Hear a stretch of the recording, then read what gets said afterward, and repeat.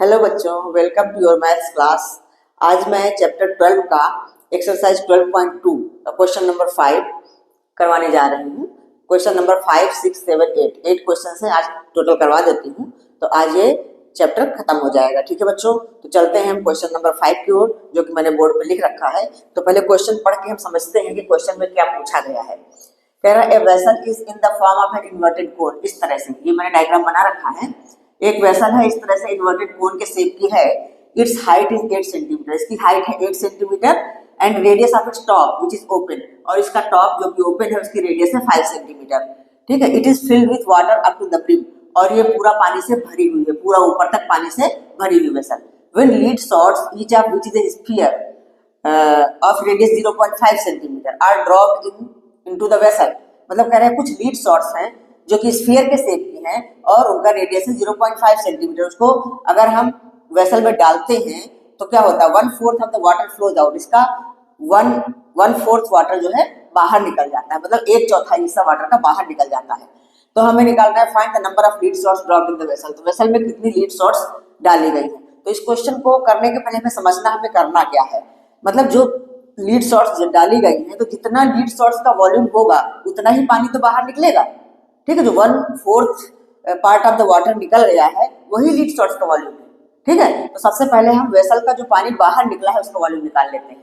ठीक है, तो कितना पानी बाहर निकला है, वेसल में जितना है उसका 1/4 part.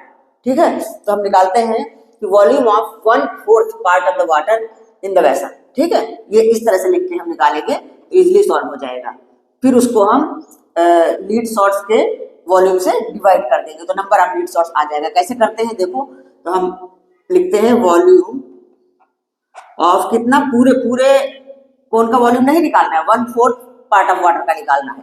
Volume of 1/4 part of the water in the vessel, या part of water in the vessel. हाँ, ये लिख देते हैं वाटर इन द वेसल। इस लैंग्वेज को छोटा करके भी लिख सकते हैं, volume of 1/4 part of vessel water, ऐसे भी लिख सकते हो, जैसे भी लिखो, लैंग्वेज कोई प्रॉब्लम नहीं है।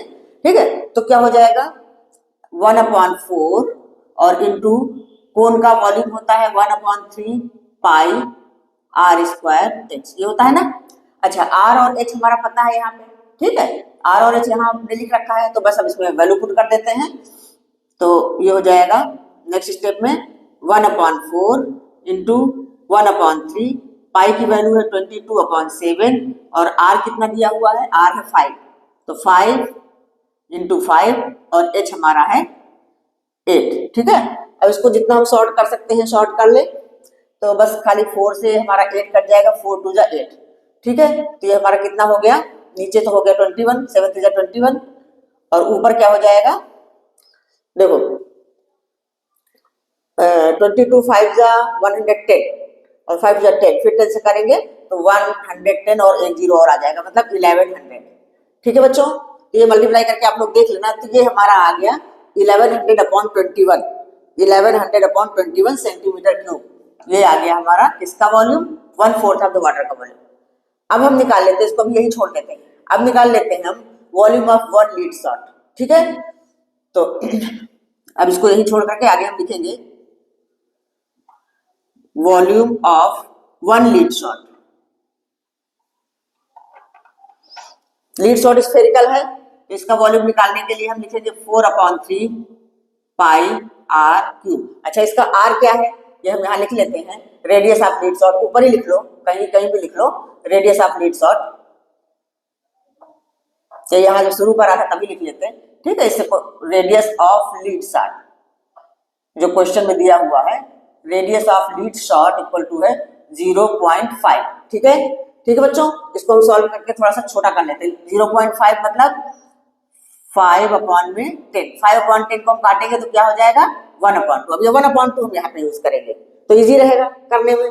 ठीक है, तो ये हो जाएगा हमारा 4/3 इंटू 22/7 इंटू 1/2 इंटू 1/2 इंटू 1/2। ठीक है, अच्छा इसको भी हम सॉल्व कर लेते हैं, कितना सॉल्व हो जाएगा, 2 से तो हमारा 22 कट के 11 हो जाएगा और ये 2 2 2 जा 4 और फिर ये 2 से कट जाएगा। तो हमारा ये कितना आंसर आ गया? ऊपर तो हमारे पास है 11 और नीचे है 21। ठीक है, ये आ गया हमारा लीड शॉट का वॉल्यूम। अब हमें निकालना है नंबर ऑफ लीड शॉट्स। तो नंबर ऑफ लीड, अब देखो जितनी लीड शॉट डाली गई है उसका volume is equal to this जो वाटर निकला है उसका वॉल्यूम। ठीक है, तो हम मान लेते हैं कि late number of lead shots is n। ठीक है, अब इसको मैं इधर कर लेती हूँ। ये रेडियस जो है ना आप यहाँ कर लेना जब शुरू करोगे। ठीक, तो let number of lead shots equal to n। ठीक है, तो अब n को अगर इस लीड शॉट के वॉल्यूम से मल्टीप्लाई करेंगे तो ये इस वॉल्यूम के इक्वल आएगा। तो therefore n into 11/21 equal to 1100/21। हमें n की वैल्यू निकालनी है तो अब इसे क्रॉस मल्टीप्लाई हो जाएगा जाके। तो n इक्वल टू हो जाएगा 1100/21 और इंटू ये 21 ऊपर जाएगा और नीचे आ जाएगा 11। 21 से 21 कैंसिल और 11 से 1100 को मल्टीप्लाई डिवाइड करेंगे तो क्या आ जाएगा 100। तो n आ गया हमारा 100, मतलब number of lead shots is 100। ठीक है बच्चों, समझ में आया? अब इसको आंसर में आप लिख सकते हो, जो भी जैसे आंसर पूछा नंबर ऑफ लीड शॉट्स पूछा बस आगे लिख दो number of lead shots is 100। ठीक है, ये बात समझ में आई? तो हमें पूरे पोल का वॉल्यूम नहीं निकालना पड़ा, जितना वाटर निकला वो लीड शॉट्स के वॉल्यूम के इक्वल ही तो निकला भाई। जितने कोई चीज हम पानी में डालते हैं उसका वॉल्यूम जितना होता है अपने वॉल्यूम के बराबर ही वाटर तो बाहर निकलता है। आर्किमिडीज प्रिंसिपल आप लोगों ने 8th क्लास में पढ़ा होगा, तो बस वही चीज यहाँ अप्लाई हुई है। ठीक है, तो आप इसको नोट डाउन कर लीजिए और कॉपी पेन लेके बैठा कीजिए, क्योंकि बहुत बड़े बड़े जो लिखे हुए होते हैं ना तो आप बुक से भी देख सकते हो। वैसे मैं यहाँ बोर्ड पे लिख देती हूँ तो आप लोगों को करने में आसानी रहेगी, और कैलकुलेशन सारा खुद अपने आप करिए। ठीक है, तो अब चलते हैं अगले क्वेश्चन की ओर। तो बच्चों क्वेश्चन नंबर 6 है A solid iron pole consists of a cylinder of height 220 centimeter and base diameter 24 centimeter। ठीक है, तो ये देखो डायग्राम बनाया है। एक सिलेंडर ये है ABCD जिसकी हाइट है 220 सेंटीमीटर और diameter base diameter D equal to दिया हुआ है 24 सेंटीमीटर। तो इसका रेडियस R क्या हो जाएगा? ये हो जाएगा 24/2 मतलब 12 सेंटीमीटर। तो इसको हम R1 ले लेते हैं। ठीक है, फिर उसके बाद इसके ऊपर एक सिलेंडर और है surmounted by another cylinder of height 60 centimetre. तो इसकी हाइट जो है 60 सेंटीमीटर है। ठीक है, इसकी हाइट है 220, तो हम H1 ले लेते हैं। ये हाइट हमारी है H1 इक्वल टू है ये, और ये हाइट इसकी है H2 इक्वल टू दिया हुआ है 60। अच्छा, उसके बाद इसकी रेडियस दे रखी है 8 सेंटीमीटर, तो ये R2 हमारी 8 है। ठीक है, रेडियस जो हमारी है इसको हम R2 ले लेते हैं, R2। ठीक, तो ये हम लिख लेते हैं। देखो तो हमें निकालना क्या है, फाइंड मास ऑफ द पोल का मास निकालना है। Given that 1 centimetre cube of iron has approximately 8 ग्राम मास। तो सबसे पहले हमें इस पूरे पोल का वॉल्यूम निकालना पड़ेगा, तो जो भी वॉल्यूम आएगा उसको हम 8 से मल्टीप्लाई करेंगे तो मास निकलेगा। ठीक है बच्चों, तो सबसे पहले हम वॉल्यूम निकालते हैं। तो वॉल्यूम ऑफ पोल क्या हो जाएगा, पहले हम ये चीजें लिख लेते हैं। रेडियस और हाइट दोनों की अलग अलग लिख लेते हैं। तो रेडियस ऑफ सिलेंडर एबीसीडी नीचे वाला जिसको हमने एबीसीडी लिख रखा है, एबीसीडी इक्वल टू है कितना 12 सेंटीमीटर, जो कि हमने R1 ले रखी है। ठीक है, ABCD R1 equal to 12 centimetre. और height of ABCD, height of cylinder ABCD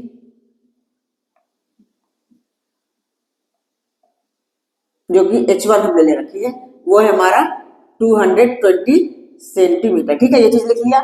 इसी तरह से हम दूसरे सिलेंडर का भी लिख लेते हैं। तो रेडियस ऑफ EFGH जो हमने सिलेंडर ले रखा EFGH, रेडियस ऑफ EFGH जो कि हमने R2 लिया हुआ है ये है हमारा 8 सेंटीमीटर। और हाइट ऑफ EFGH जो हमने H2 ले रखा है वो है हमारा 60 सेंटीमीटर। इस तरह से लिखने से क्लियर समझ में आएगा। अब हमें निकालना है वॉल्यूम ऑफ द पोल। ठीक है, ये चीज हमने ये डाटा बना लिया है। अब हम यहाँ सोल्यूशन में लिखते हैं वॉल्यूम ऑफ पोल। ये पूरा जो पोल है उसका वॉल्यूम निकालना है हमें। तो volume of pole equal to क्या हो जाएगा, volume of cylinder ABCD plus volume of cylinder EFGH। ठीक है, ये बात समझ में आ रही है। तो वॉल्यूम ऑफ ABCD, सिलेंडर का वॉल्यूम क्या होता है, पाई आर स्क्वायर H होता है ना। तो यहाँ पे हमारे पास रेडियस 2 है, तो R1 R2 हो गई, हाइट भी 2 है, तो H1 H2 हो जाएगा। तो वॉल्यूम ऑफ ABCD के लिए हमने R1 H1 लिया है, तो ये हो जाएगा पाई, ठीक से लिखूं मैं, पाई R1 square H1 plus pi R2 square H2। ठीक है, ये बात समझ में आ रही है ना, क्योंकि अलग अलग हाइट अलग अलग रेडियस है, तो इस तरह में लेना पड़ेगा। इसमें कॉमन सिर्फ हमारा पाई होगा, तो पाई को हम कॉमन निकाल लेते हैं। हमारे पास यहाँ हो जाएगा R1 square H1 plus R2 square H2। ये बात क्लियर हुई। एक साथ निकालेंगे तो अलग अलग निकालोगे, पहले इसका निकालो फिर उसका निकालो फिर जोड़ दो, तब भी वही होगा, ये थोड़ा सा जल्दी हो जाएगा। अब हम अपनी वैल्यू पुट कर देते हैं। पाई की वैल्यू इसमें बोला है 3.14 लेना है। ठीक है, पाई की वैल्यू क्या बोला गया है, 3.14। तो हम वैल्यू पुट कर देते हैं सारी। तो पाई की जगह हम लिखेंगे 3.14 और R1 हमारा क्या है 12, R1 स्क्वायर, तो 12 मल्टीप्लाई 12 और फिर H1 है 220। ठीक है, ये हो गया।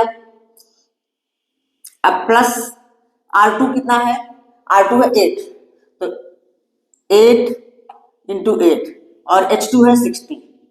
ठीक है, अब इसको कैलकुलेट कर लेते हैं। मेंसुरेशन में कैलकुलेशन बहुत होता है, इसलिए ध्यान से करना है, कैलकुलेशन ध्यान से करना है।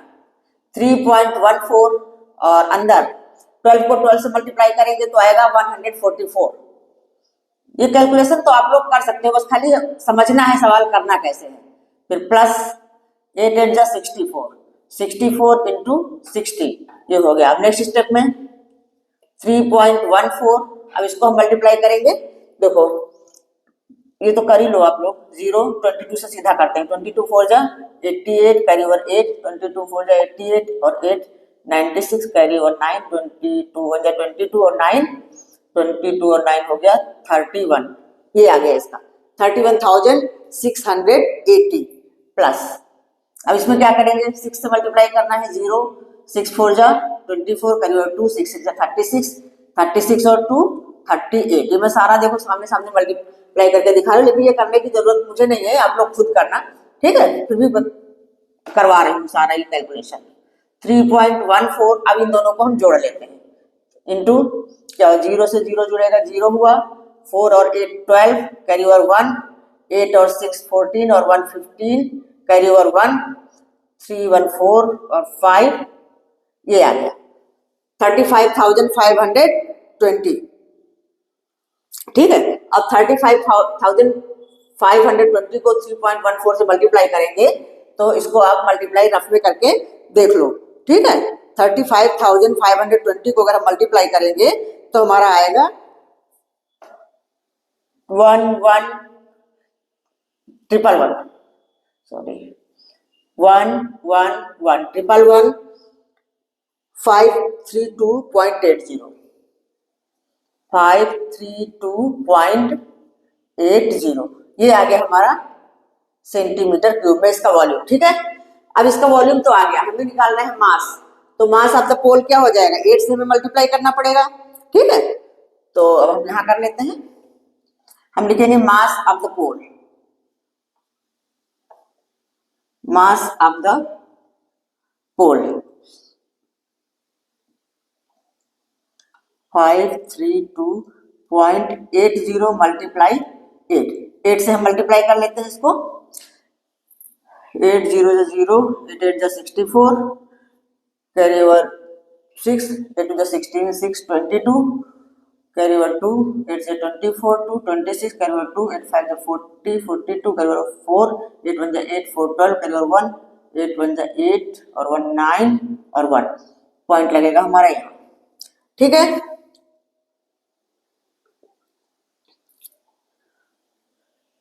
यहाँ रॉन्ग, 8 8 1 8 और 1 9,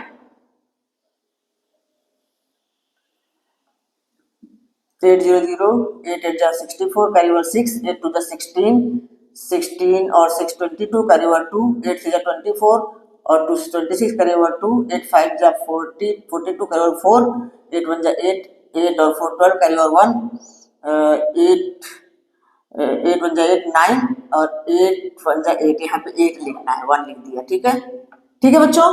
तो ये हमारा आया ग्राम में 892262.40, 892262.40, वही मैं कह रही हूँ, यहाँ वर्ड कैसे लिख दिया 8 1 8।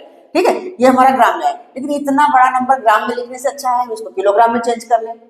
ठीक, तो किलोग्राम में चेंज करने के लिए हमें क्या करना पड़ेगा, 1000 से डिवाइड करना पड़ेगा। 1000 से डिवाइड करेंगे तो हमारा पॉइंट कहाँ आ जाएगा, यहाँ पे आ जाएगा। ठीक है, 3 डिजिट के पीछे आ जाएगा, ये हो जाएगा 892.26240 किलोग्राम। ये हमारा आंसर हुआ।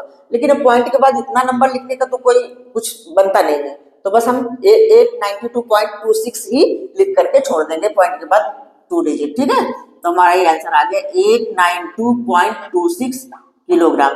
ठीक है बच्चों, तो समझ में आया कि कैलकुलेशन पे बहुत ध्यान देना, इसमें कैलकुलेशन मेंसुरेशन में तो करना ही पड़ता है, तो ध्यान से करना। अभी यहाँ हमने 8 बजे 8 की जगह 1 ही लिख दिया था गलती से, तो आप इसको नोट डाउन कर लीजिए और कैलकुलेशन की प्रैक्टिस करिए। मेंसुरेशन में बिना कैलकुलेशन के सवाल पूरा नहीं होता है, इसीलिए मैंने पिछली वीडियो में बताया था कि अगर कोई कैलकुलेशन ज्यादा लंबी होती है तो फिर उसके लिए टाइम वेस्ट मत करो, आगे बढ़ो और बाद में जब टाइम बचे तो उसको पूरा कर लो।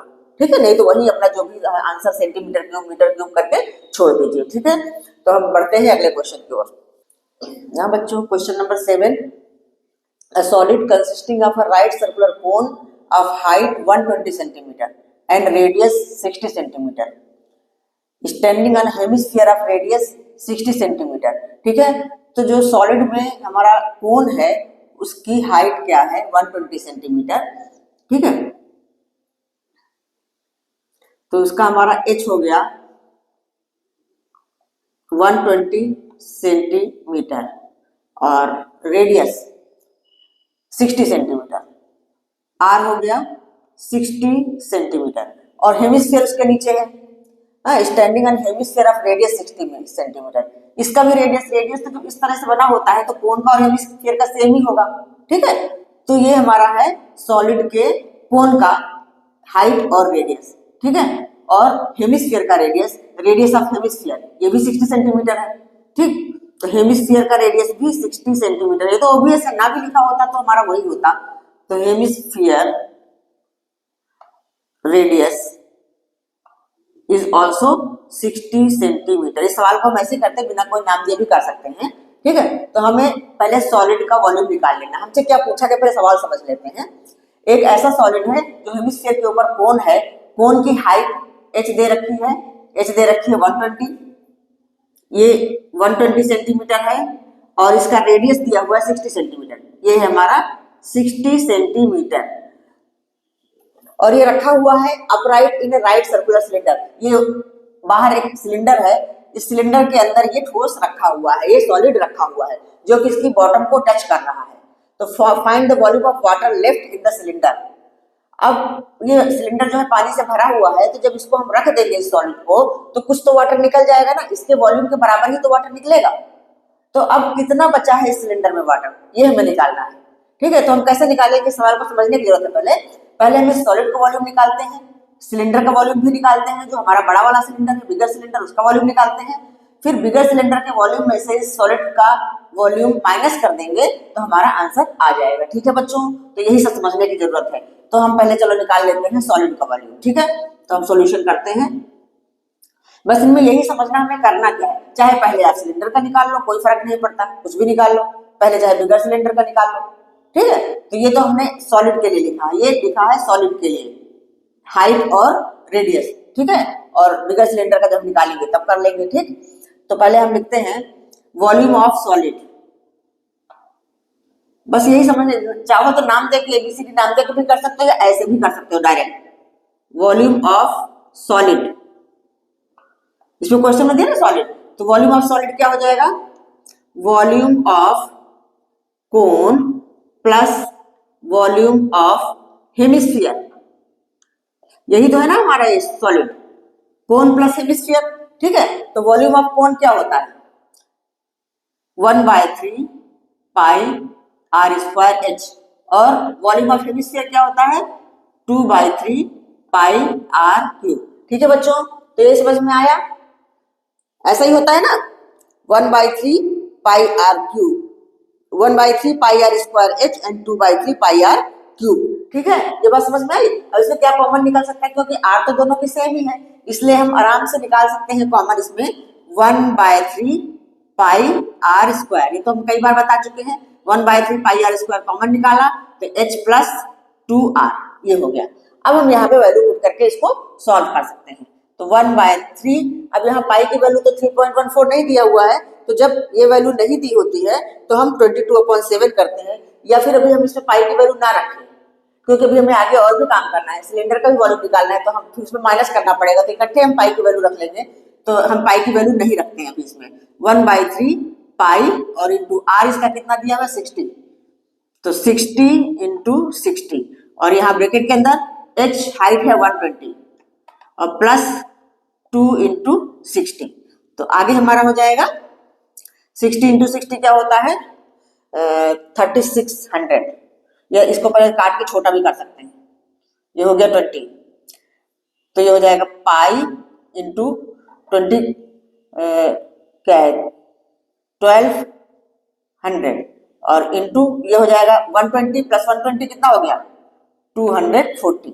तो ये हमारा आ गया वॉल्यूम ऑफ सॉलिड, इसको हम सेंटीमीटर क्यूब में लिख के छोड़ देते हैं। ठीक है, अब हम निकालेंगे वॉल्यूम ऑफ बिगर सिलेंडर, यहां निकाल लेते हैं।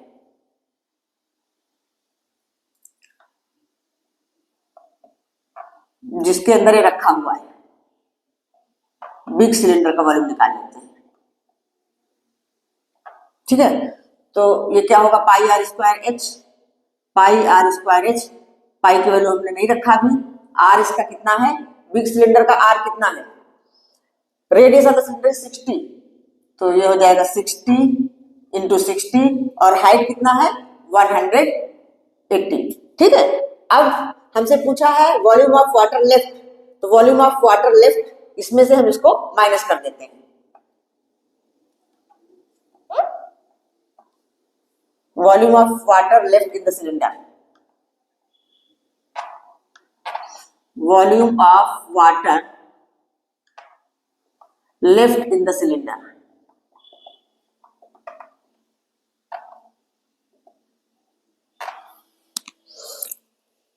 अच्छा, यहां हमने जो कैलकुलेशन किया था हम ना भी करते ना तो हमारा ये कॉमन लेने में काम आ जाता। ठीक है बच्चों, ये जो मैंने कैलकुलेशन किया था इसको भी करने की जरूरत नहीं थी। चलो इसको मैं देखो इस तरह से बताती हूँ, ये कैलकुलेशन नहीं करके इतना कर लेते, ये वाला कैलकुलेशन नहीं करते। इजी, आप लोगों को इजी करने के लिए हम बता रहे हैं, नहीं करने से तो हो जाएगा लेकिन थोड़ा लंबा पड़ता है। देखो ये 60 इंटू 60 है, 1/3 है, इसको हम ऐसे ही रखते हैं अभी 1/3 पाई इंटू 60 इंटू 60 और इंटू ये हमारा है 240, 120 प्लस 120 240। ठीक है, हाँ 3 से हम इसको 240 को काट लेते हैं तो छोटा हो जाएगा, तो ये हमारा हो गया 80, क्योंकि हमारे पास यहाँ 60 इंटू 60 आ रहा है इसलिए हम इसको इस तरह से कर लेते हैं तो इजी रहेगा। तो पाई इंटू 60 इंटू 60 इंटू 80, वैसे भी कर सकते हो कैलकुलेशन, थोड़ा सा बचाने के लिए मैं ये चीज बता रही हूँ, जरूरी नहीं कि आप ऐसे ही करो, आपको वैसे सुविधा है तो वैसे कर सकते हो, इसलिए हमने इसको ऐसे किया। ठीक है, हमारा ये आ गया। तो volume of water left in the cylinder, this volume minus this volume, क्योंकि बिग सिलेंडर है इसके वॉल्यूम में से हम इस सॉलिड के वॉल्यूम घटाएंगे तभी तो आएगा, तो बस डायरेक्ट हम ऐसा कर देते हैं pi into 60 into 60 into 180 minus, अब ये वाला माइनस करेंगे पाई इंटू 60 इंटू 60 इंटू 80। ठीक है, देखा अब हमें कॉमन लेने में देखो दो टर्म हो गए, हम कॉमन ले सकते हैं आराम से। तो अगले स्टेप में हमारा ऐसा हो जाएगा, हम कॉमन क्या ले लेंगे पाई इंटू 60 कॉमन ले लेते हैं, तो अंदर हमारे पास आता है 180 इसमें और इसमें बचता है 80। ठीक है, ठीक है बच्चों, समझ आ रहा है ना। तो अब ये थोड़ा सा इजी हो गया। अब हम पाई की वैल्यू पुट कर देते हैं 3.14 इंटू 60 इंटू 60 कितना हो जाएगा 3600 और 180 में से 80 माइनस करेंगे तो क्या हो जाएगा 100, 180 में से 80 घटा तो हो गया 100। अच्छा, अब ये 100 हमारा जो है ये पॉइंट हटाने में खत्म हो जाएगा, 3.14 जो है, अब इसको सीधा हम लिख सकते हैं 314, 314 इंटू 3600, ये हो गया, ये 100 हमारा खत्म हो गया इसमें। ठीक है, समझ में आया? तो ये हमारा आ रहा है सेंटीमीटर क्यूब में। अब इसका कैलकुलेशन आप लोग कर लो, ये भी इजी है। 314 को खाली 36 से मल्टीप्लाई करके देखो क्या आता है, और 00 तो इसमें रहेगा ही। ठीक है, तो हम इसको करके देख लेते हैं। 314 को 36 से मल्टीप्लाई कर लो। ठीक, चलो इधर रफ में करके देख लेते हैं। 314 मल्टीप्लाई 36, 6 चौके 24, 2 6 कम 6 2 8, 6 3 18। कैलकुलेशन देखते रहना। 3 चौके 12 हासिल 1, 3 कम 3 1 4, 3 3 9, ये हुआ 4 2 10 हासिल 1, 4 12 1 13 हासिल 1, 9 10 11। ये आ गया हमारा आंसर 11304। ये तो इतने का मल्टीप्लाई, फिर आगे 2 जीरो और रखेंगे हम। ये आ गया हमारा सेंटीमीटर क्यूब में। ठीक है बच्चों, तो ये हमारा आंसर आ गया, लेकिन आंसर बहुत बड़ा है, सेंटीमीटर क्यूब में आ रहा है। हम इसको मीटर क्यूब में भी तो लिख सकते हैं। तो मीटर क्यूब में करने के लिए क्या करना पड़ेगा? अगर सेंटीमीटर को मीटर में चेंज करते हैं तो 100 से डिवाइड करते हैं। अगर सेंटीमीटर क्यूब है तो इसको हम डिवाइड करेंगे 100 मल्टीप्लाई 100 मल्टीप्लाई 100, मतलब 3 टाइम्स 100, 3 टाइम्स 100 से डिवाइड करेंगे तो कितने जीरो हुए? 6 जीरो हुए। तो हमारा डेसिमल आ जाएगा 6 डिजिट के पीछे, 1 2 3 4 5 6 यहाँ आ जाएगा। मतलब हमारा ऐसा हो जाएगा 1.1304 मीटर क्यूब, ये आंसर आ गया। ठीक है, लेकिन इसको इतना बड़ा ना लिख करके 1.13 लिख करके भी आप छोड़ सकते हो। ठीक है, 1.131 लिख के भी छोड़ सकते हो। तो ये हमारा आंसर आ गया। ठीक, तो ये समझ में आया बच्चों कैसे? मैंने देखो, इसीलिए मैंने ये थोड़ा सा उठा के दोबारा किया कि कैलकुलेशन थोड़ा सा इजी हो जाए। नहीं तो इतना सारा कैलकुलेशन यहाँ करो, फिर इतना सारा यहाँ करो, और उसके बाद फिर माइनस करो, तो टाइम ज्यादा लगने वाला है। ठीक, गलती भी हो सकती है टाइम। यहाँ हमने देखो यहाँ ये कॉमन ले लिया, थोड़ा सा इजी हो गया। इतना तो हमें करना पड़ा, 314 को 36 से 00 रहता है तो हमें इजी हो जाता है कैलकुलेशन करने में। ठीक है बच्चों, बस ध्यान से करना है। तो कैलकुलेशन को इजी करने के लिए हमने फिर ये स्टेप थोड़ा सा इसको मिटा करके दोबारा ऐसे किया। ठीक है, समझ में आया? तो इसको आप लोग नोट डाउन कर लो। अगला क्वेश्चन लास्ट वो मैं करवा देती हूँ। हाँ बच्चों, क्वेश्चन नंबर 8 है, इसको समझते हैं क्या पूछा गया है। A spherical glass vessel has a cylindrical neck 8 centimetre long 2 centimetre diameter. एक वेसल है, ग्लास वेसल, उसमें एक सिलिंड्रिकल नेक है जिसकी लंबाई है, ऊंचाई 8 सेंटीमीटर, इसका डायमीटर दिया हुआ 2 सेंटीमीटर, इसका रेडियस 1 सेंटीमीटर हो जाएगा। और उसके बाद है स्फेरिकल पार्ट जो है उसका diameter of the spherical part is 8.5 centimetre, इसका रेडियस निकाल लेंगे।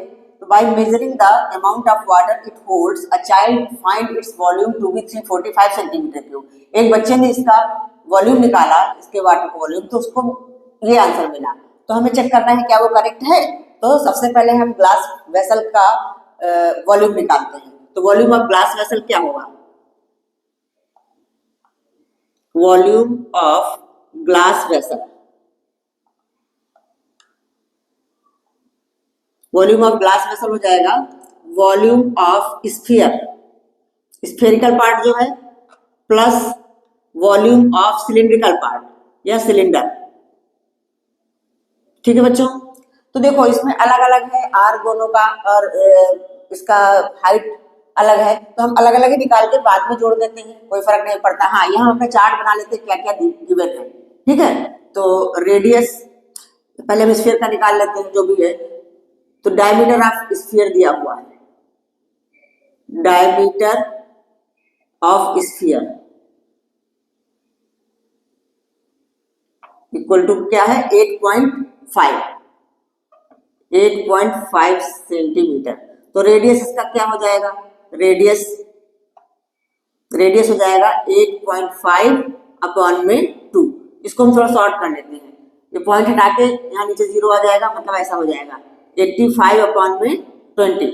अब इसको और काट के हम छोटा कर लेते हैं 5 से काटेंगे तो 5 चौके 20 और इधर हो जाएगा 17 अपॉन 4 सेंटीमीटर इसका रेडियस हो गया। ठीक है, तो हम पहले निकाल लेते हैं वॉल्यूम ऑफ स्फीयर अलग अलग करके, क्योंकि इसमें कोई कॉमन ज्यादा होगा नहीं, और पाई की वैल्यू भी 3.14 रख के हम अलग निकाल लेते हैं। ये पाई की वैल्यू बाद में जोड़ेंगे तब कॉमन ले लेंगे, बाकी सारा कैलकुलेशन कर लेते हैं। ठीक है, तो वॉल्यूम ऑफ स्फीयर निकाल लेते हैं। ये तो हमने आपको लिख के बताया कि इन दोनों का प्लस होगा, तो पहले हम वॉल्यूम ऑफ स्फीयर निकाल लेते हैं। साथ साथ भी कर सकते हैं, जैसे आपको सुविधा हो वैसे करो। वॉल्यूम ऑफ स्फीयर, स्फीयर का वॉल्यूम क्या होता है बच्चों, पता है ना, 4/3 पाई आर क्यूब। ठीक है, तो ये हो जाएगा हमारा 4/3 इंटू पाई को भी रहने दो क्योंकि दूसरे वाले में पाई आएगा तो हम बाद में इकट्ठे कर लेंगे। और आर हमारा क्या है, 17/4 निकला है ना हमारा, 17/4 इंटू 17/4 इंटू 17/4। अच्छा, इस 4 से ये 4 तो कट गया, तो हमारे पास अच्छा 17 का क्यूब क्या होता है बच्चों, पता है, ये सब याद कर रखना है, जरूरी है, इससे हमारा कैलकुलेशन इजी हो जाता है। 17 का स्क्वायर होता है 289, उसी तरह 17 का क्यूब भी होता है 4913। तो हम डायरेक्ट यहाँ पे लिख सकते हैं 4913 पाई, और अपॉन में 4 4 जा 16, 16 जा 48। ये हमारा आ गया वॉल्यूम ऑफ स्फीयर। ठीक है, अब हम वॉल्यूम ऑफ सिलेंडर भी निकाल लेते हैं। अब हम वॉल्यूम ऑफ सिलेंडर भी निकाल लेते हैं। तो सिलेंडर के लिए भी हम अपना चार्ट बना लेते हैं। पहले सिलेंडर का तो यहाँ दिया हुआ है, रेडियस ऑफ सिलेंडर, या height of cylinder, height of cylinder, cylindrical part जो है, इक्वल टू है 8 सेंटीमीटर, और रेडियस कितना आया है, 1 सेंटीमीटर है, 2/2 मतलब 1 सेंटीमीटर। ये मैंने यहाँ निकाल के रखा हुआ है। तो अब हम निकाल लेते हैं volume of cylinder. Volume of cylinder, ठीक है, वॉल्यूम ऑफ सिलेंडर क्या होता है, pi r square h, pi r square h. तो कितना हो गया, पाई को भी पाई ही रहने दो, आर इसका है 1, तो 1 मल्टीप्लाई 1 और एच है 8, तो टोटल कितना हो गया 8 पाई, 8 पाई हुआ। अब हम वॉल्यूम ऑफ सॉलिड निकाल लेते हैं, ये वॉल्यूम ऑफ ग्लास वेसल निकाल लेते हैं। Sorry, volume of glass vessel क्या हमने लिखा था, volume of sphere plus volume of cylinder. हाँ, ये चीज बाद में भी आप लिख सकते हो, मैंने पहले समझाने के लिए लिखा था। अब ये हम वॉल्यूम ऑफ ग्लास वेसल निकाल लेते हैं। ठीक है, तो वॉल्यूम ऑफ वेसल या ग्लास वेसल जो भी लिखो, इक्वल टू हो जाएगा ये प्लस ये पाई, तो ये हमारा हो गया 4913 पाई अपॉन 48 प्लस 8 पाई। हम पाई कॉमन ले लेते हैं। नेक्स्ट स्टेप में हम पाई बाहर निकाल लेते हैं, अंदर हम इसका कैलकुलेशन कर लेते हैं। 4913 प्लस 48 का 8 से मल्टीप्लाई करके हम यहाँ पे लिखेंगे, और ये मतलब एक साथ हम कैलकुलेशन कर लेते हैं। नीचे 48, तो क्या हो जाएगा, 8 से करोगे, 8 8 जा 64, कैरी ओवर 6, 8 4 जा 32, 32 6 38, 384। ठीक है, 4913 प्लस 384। अब इन दोनों को जोड़ लेते हैं। तो नेक्स्ट स्टेप हम यहाँ लिख लेते हैं, जगह कम पड़ रही है। तो ये हो गया 4 3 7, 8 1 9, इधर है 3 9 12, 2 हासिल 1, ये हो गया 5, और अपॉन में 48, और पाई, पाई की वैल्यू हम पुट कर देते हैं यहाँ। पाई की वैल्यू क्या होती है 3.14। ठीक है, जो इधर लेफ्ट साइड में लिखा है ये। अब ये मल्टीप्लाई करना है आप लोगों को, 3.14 को 5297 से मल्टीप्लाई करो और 48 से डिवाइड करो। ठीक है, तो इसका क्या होगा, 48 से, या इसको थोड़ा छोटा ही कर लेते हैं, देखो इसको 2 से डिवाइड कर लेते हैं। 48 हमारा बन जाएगा 24, और ये बन जाएगा 1.57। अब 1.57 का इससे मल्टीप्लाई करेंगे, मतलब 5297 को 157 से मल्टीप्लाई कर लो, बस 2 डिजिट के बाद फिर डेसिमल पुट अप कर देना। ठीक है, तो इसका मल्टीप्लाई करने के बाद आंसर आता है 8316.29 और अपॉन में 24। अब 24 से इसको डिवाइड करके कर लो, जो भी आंसर आता है। 24 से इसको हम अगर हम डिवाइड करते हैं तो 346.51 बनाएगा, 346.51 सेंटीमीटर क्यूब। तो अब बताओ क्या उस बच्चे ने जो आंसर निकाला था वो सही था? नहीं, वो गलत था। तो अब इसका आंसर इस तरह से लिखेंगे, no child was wrong, correct answer is this. ठीक है, तो no child was wrong, child is wrong, child was wrong, जो भी लिखो। तो करेक्ट